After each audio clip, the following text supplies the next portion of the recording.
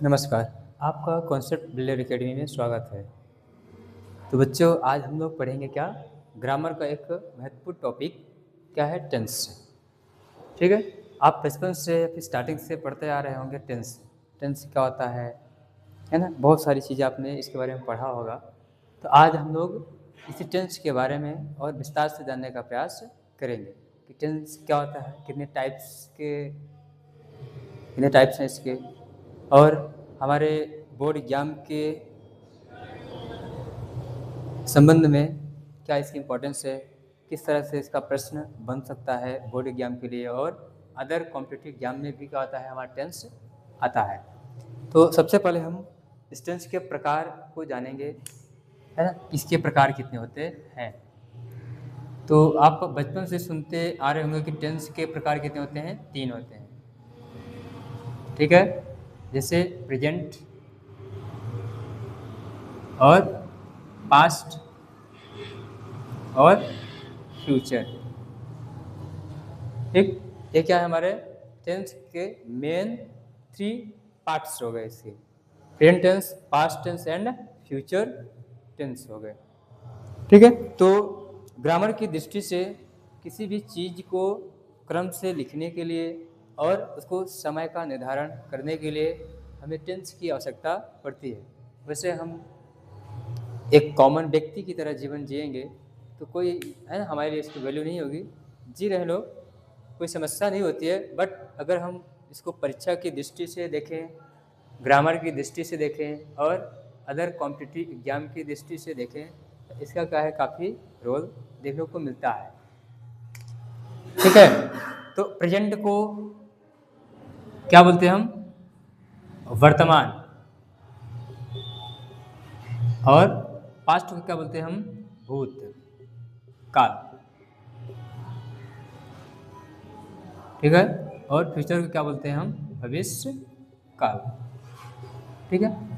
तो इसका क्या है हिंदी मतलब? प्रेजेंट मीन्स वर्तमान, और पास्ट मीन्स भूतकाल, और फ्यूचर मीन्स भविष्य काल। ठीक है। तो हम सबसे पहले कौन सा टेंस को पढ़ेंगे? यहाँ पे स्टार्ट करेंगे फर्स्ट, प्रेजेंट टेंस। तो क्या होता है प्रेजेंट टेंस?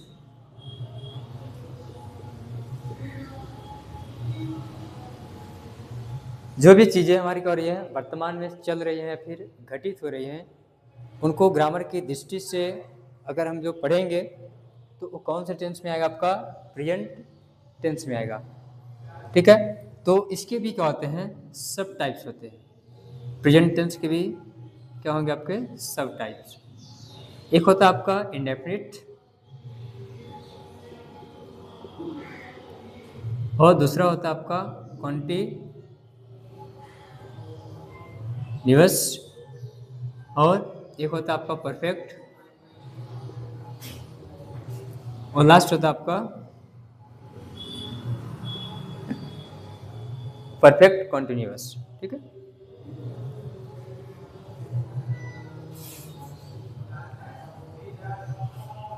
तो प्रेजेंट टेंस के ये सब टाइप से कितने हो गए? 4। इंडेफिनिट, कॉन्टिन्यूअस, परफेक्ट और परफेक्ट कॉन्टिन्यूअस। ठीक इसी तरह पास्ट और फ्यूचर के भी क्या होते हैं? सब टाइप होते हैं, 4 4। ठीक है। तो मेन टेंस कितने हुए आपके?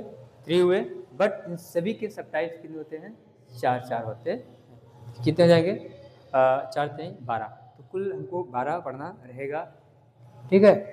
तो सबसे पहले हम लोग प्रेजेंट टेंस का कौन सा भाग पढ़ेंगे? इंडेफिनिट। ठीक। तो इंडेफिनिट का मतलब भी क्या होता है? अनिश्चित।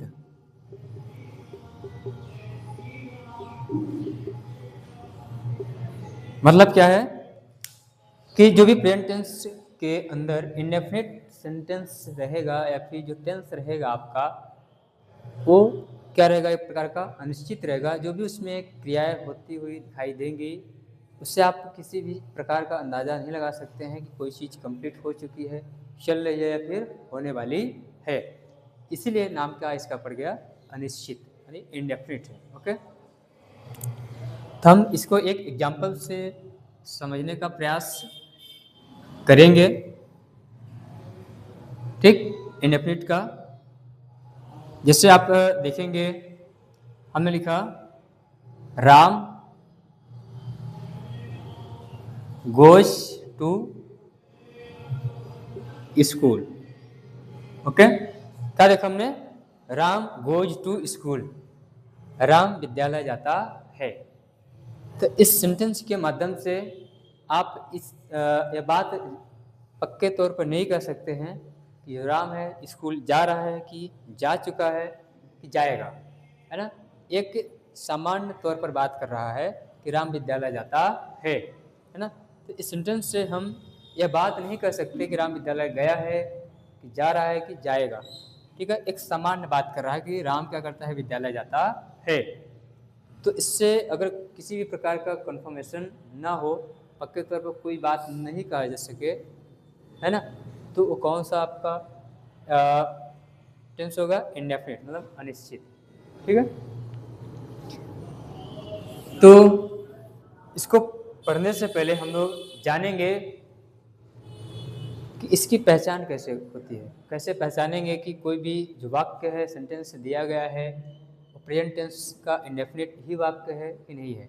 ठीक है, तो इंडेफिनिट के अंदर हम लोग पढ़ेंगे सबसे पहले कौन सा वाक्य अफर्मेटिव,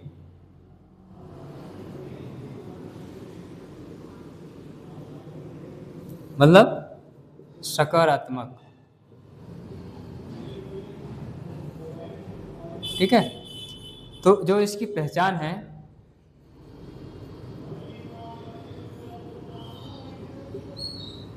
कैसे पहचानेंगे कि ये पार्टिकुलर सेंटेंस जो है प्रेजेंट इंडेफिनिट टेंस का अफर्मेटिव सेंटेंस का वाक्य है। तो है ना, आपने सुना होगा या पढ़ा होगा कि जिस भी वाक्य के लास्ट में क्या होता है, ता है, ती है, ते है इत्यादि शब्द या फिर अक्षर आते हैं, तो उसे हम क्या बोलते हैं कि यह वाक्य जो है प्रेजेंट इंडेफिनिट का अफर्मेटिव सेंटेंस का है।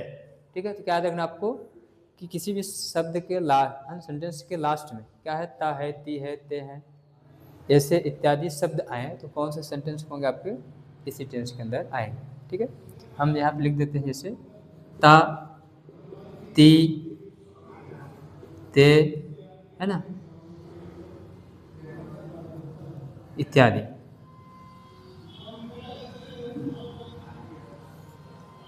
ता है, ती है, ते हैं, इत्यादि। ठीक, ये कौन सा टेंस का होगा? प्रेजेंट इंडेफिनिट का अफर्मेटिव। तो इसका बनाने का तरीका क्या होता है? अगर आगे आपके पेपर में या फिर आपसे पूछा जाए कि इसको आप बनाकर दिखाइए, कैसे बनाएंगे, तो उसका हम लोग स्ट्रक्चर देखेंगे, कैसा स्ट्रक्चर रहता है। ठीक है, क्या स्ट्रक्चर रहेगा आपका? सबसे पहले हम नोट करते हैं क्या, सब्जेक्ट। जो भी सेंटेंस दिया रहेगा आपको पहचानना रहेगा कि पार्टिकुलर कौन सा वर्ड जो है सेंटेंस, है ना, सेंटेंस में सब्जेक्ट का काम कर रहा है। तो सबसे पहले सब्जेक्ट लिखा जाएगा आपका, और जो वर्ब का कौन सा फॉर्म लिखा जाता है, फर्स्ट फॉर्म। ठीक है, फिर इसके बाद हम लोग लिखेंगे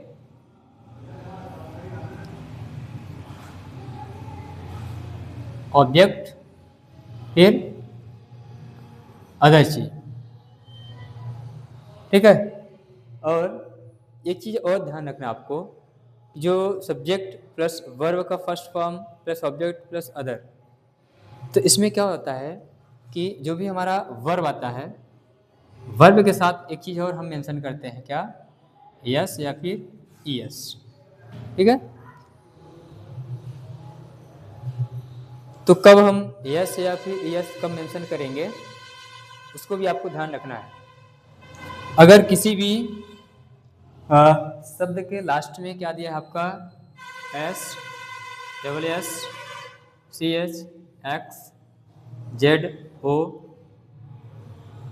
ऐसे लास्ट में, है ना, दिया हुआ है। वर्ब के लास्ट में अगर ऐसे शब्द क्या है आपके, लेटर है, एस है, double S, C H, X, Z, O हैं, तो उनके लास्ट में क्या लगेगा आपका, वर्ब में क्या लग जाएगा, ई एस लग जाएगा।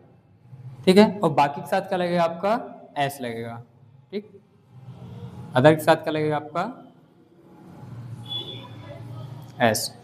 ये सिर्फ किसके साथ अप्लाई होता है आपका, अगर आपका सब्जेक्ट कैसा है, सब्जेक्ट कैसा आपका थर्ड पर्सन, तो ये सारी चीज़ें कहाँ अप्लाई होंगी आपकी, कौन से सब्जेक्ट के साथ, थर्ड पर्सन है और कैसा है, single.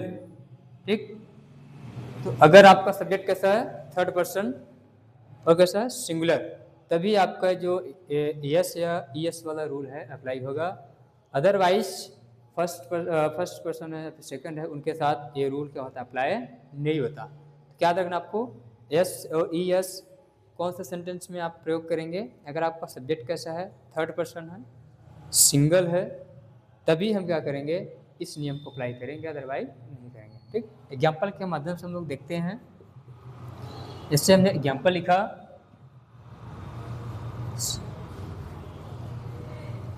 Sudha go to school. ठीक है, क्या लिखा हमने, सुधा गो टू स्कूल। तो पहचानेंगे कैसे कि थर्ड पर्सन है कि नहीं है ना, तो हमेशा आपको याद रखना है थर्ड पर्सन क्या क्या आता है आपका, ही see it, he see it, या फिर किसी का नाम है और सिंगल नाम है। अगर इसको एंड से ऐड कर दिया, जोड़ दिया, तो क्या होगा आपका, सिंगुलर में नहीं आएगा। तो कौन आएगा आपका थर्ड पर्सन में, ही आएगा, सी आएगा, इट आएगा, या फिर किसी सिंगल पर्सन का नाम दिया है, क्या होगा आपका, थर्ड पर्सन होगा। ठीक है, तो सुधा क्या आपका थर्ड पर्सन है, ठीक, और सिंगल है। तो वर्ब क्या है इसमें, आप देख रहे होंगे, वर्ब यानी क्रिया, जो एक्शन हो रहा है, क्या हो रहा है, जाने का काम। कहाँ जाने का काम हो रहा है, विद्यालय। कौन जा रहा है, सुधा। तो जो जाने का काम कर रहा है कौन, सुधा, वो क्या हो जाएगा, सब्जेक्ट। जो एक्शन हो रहा है वो क्या हो जाएगा, वर्ब। ठीक है, और कहाँ जाया जा रहा है, स्कूल, तो स्कूल क्या हो जाएगा, हमारा ऑब्जेक्ट होगा। ठीक है, तो इसमें कुछ एरर है, क्या गलती आप देख रहे होंगे, सुधा थर्ड पर्सन है और सिंगल है, लास्ट में क्या आया है, वर्ब के लास्ट में क्या आया है, ओ। हमने क्या पढ़ा था, ओ हो तो क्या लगेगा, ई एस लगेगा, तो है ना, गो में क्या लगा देंगे हम, ई एस, क्या हो जाएगा, सुधा गोज टू स्कूल। अब आपका सेंटेंस क्या हुआ, ग्रामेटिकल रूप से क्या हुआ, बिल्कुल करेक्ट हुआ। ठीक है, सुधा गोज टू स्कूल, सुधा विद्यालय जाती है। ओके, तो ये रहा कि आपका सिंपल प्रेजेंट टेंस का इंडेफिनिट का अफर्मेटिव सेंटेंस सकारात्मक, इसकी पहचान हमने पढ़ा, स्ट्रक्चर हमने पढ़ा, और एक एग्जाम्पल हमने देखा, कहाँ पे यस और यस का प्रयोग होगा, वो भी हमने क्या किया है, इस एग्जाम्पल के माध्यम से हमने समझने का प्रयास किया है। ठीक है, और कैसा सेंटेंस था आपका, अफर्मेटिव। एक और एग्जाम्पल हम लिखते हैं, जैसे मैं लिखा, I study and English. Okay, I study and English, मैं अंग्रेजी पढ़ता हूँ। तो आप देख रहे होंगे, जो आपका सब्जेक्ट क्या है, आई है, आई कैसा है, फर्स्ट पर्सन है। तो इसके साथ क्या होगा आपका, एस या ईएस का नियम क्या होगा, अप्लाई नहीं होगा, सिर्फ किसके साथ होता है वो हमने आपको बता दिया है। ठीक है, आई स्टडी एंड इंग्लिश, ये आपका बिल्कुल क्या है, सही है। ठीक है, अब ये हो गया आपका अफर्मेटिव। इसके बाद हम लोग क्या पढ़ेंगे, इसके बाद हम लोग पढ़ेंगे निगेटिव सेंटेंस। निगेटिव सेंटेंस क्या होता है और उसका क्या स्ट्रक्चर है, क्या नियम है ना, बनाने का क्या तरीका है उसका, वो भी क्या करेंगे हम लोग, पढ़ने का प्रयास करेंगे। ठीक है, तो आज के लिए इस वीडियो में हमने क्या पढ़ा, आप टेंस के प्रकार पढ़ा, और फिर उसमें हमने देखा प्रेजेंट टेंस क्या है, उसका हमने एक एग्जाम्पल देखा, और उसके ऐसे या से क्या नियम होता है। ठीक है, धन्यवाद।